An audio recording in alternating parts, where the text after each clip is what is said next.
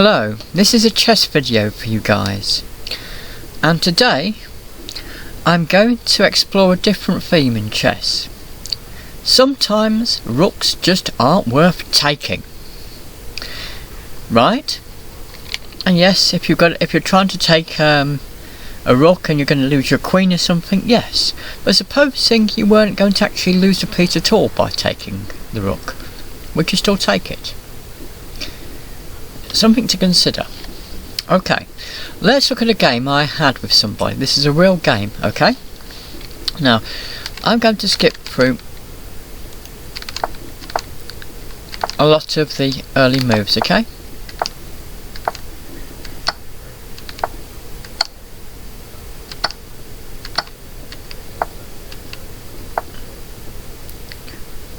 That bishop is important.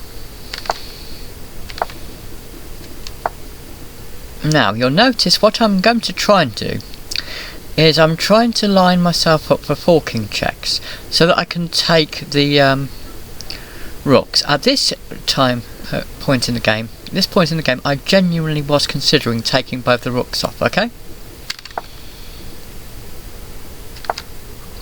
They've moved the king to stop me being able to do that.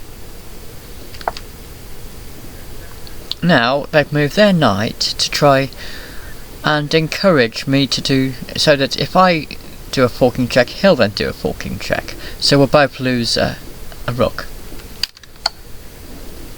That's his intention anyway. Okay. So, I've done a forking check. That means after he moves his king, I can then take his rook. But am I going to do so? They move their king out the way.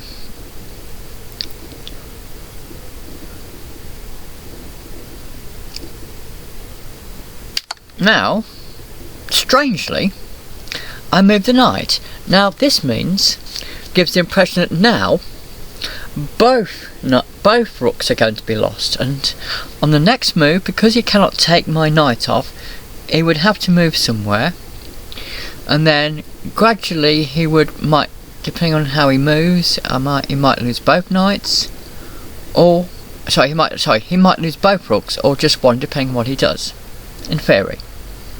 But the theory here is that I can take off at least one rook. But am I actually going to do so? This is where it's going to get very, very, very interesting, guys. Right?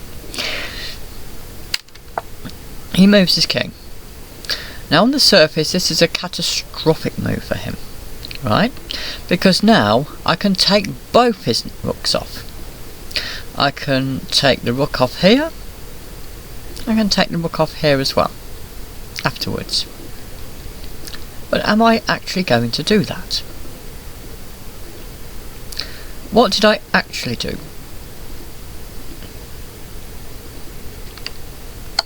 The next move I did was to put him in check. Okay?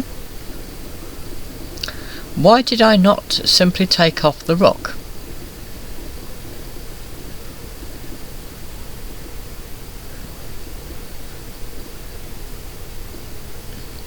Well, all will be revealed later. He moved his knight in the way of my bishop, okay? So now again I could now take both rooks off if I wanted to. Okay, I could take one rook off, he can't move the other one because it's trapped. And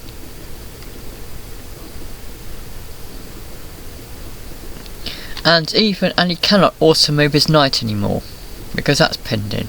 Maybe his next intention is to move a pawn to try and threaten my bishop in some way, but we'll see what actually happens next. I now move the pawn up to take the knight, but the irony here is I'm not actually really even interested in taking the knight. I'm interested in taking the knight, but not because I want the knight. I want to move the pawn onto a specific square. That is my intention. I just have to take a piece to do it. But it's not because I'm interested in taking the knight, it is because I'm interested in moving the pawn to that square.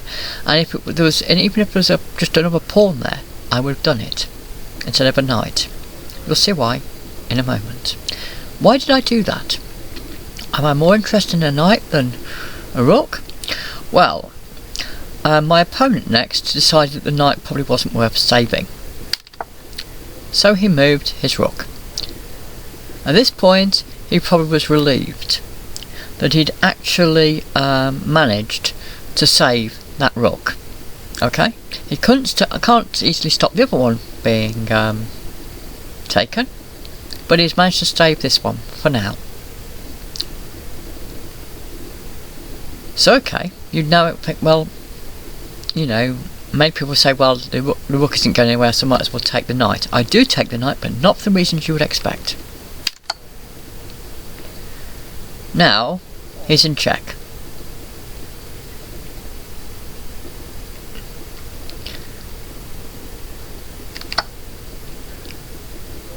They take the pawn, threatening my bishop, okay?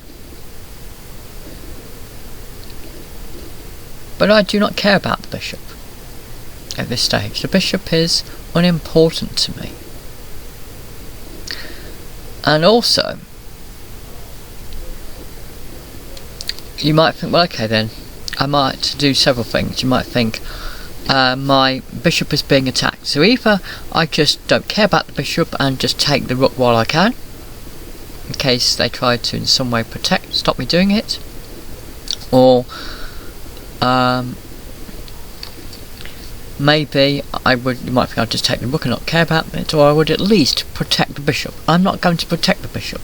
I do not care about the bishop. I'm not worried about the bishop in the slightest. In fact, I'm not going to take either of the rooks off. And nor am I going to protect the bishop. So this bishop here I'm not going to protect, and I'm not even going to move these two knights at all for the rest of the game. I'm not going to move them at all. I'm not going to take that rook, and I'm not going to try and take that rook either. I'm not going to even... You might expect me at some point maybe to move knight to there. Maybe. Just to threaten the rook, and then find some way of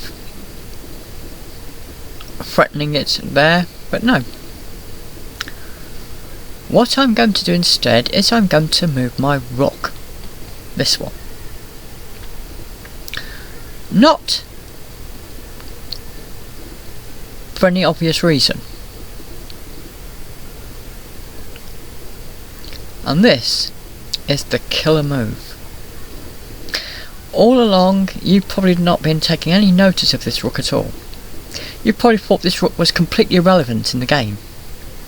You probably thought me moving... You probably couldn't even understand why I moved a pawn up to try and attack a knight, apart from to take the knight, but that was not my intention. My aim was not to take the knight. My aim was simply just to get that pawn out of the way. But out of the way for what? This. Checkmate.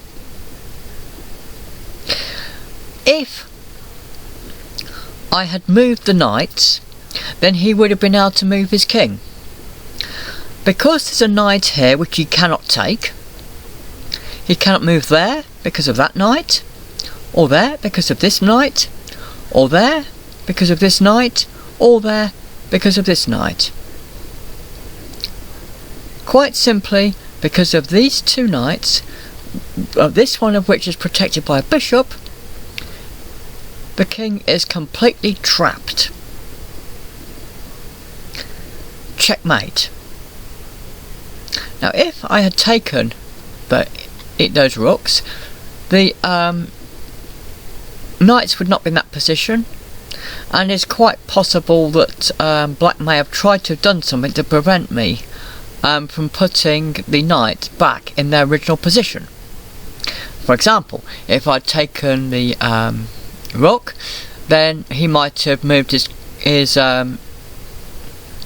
knight out there, so that if I had moved the knight back, he could take the knight back off again. Also maybe something here where if I took it there, maybe he could move his rook down, so that if I tried to move my knight back again, they could take it off maybe, or even if I went to sacrifice a rook. No, they could move back again, maybe in some way. I don't know, I haven't thought this through fully. But there may have been some way that they could have got out of it, okay? Even if they're willing to sacrifice a rook, just to save themselves from being checkmated. But they didn't spot it, okay?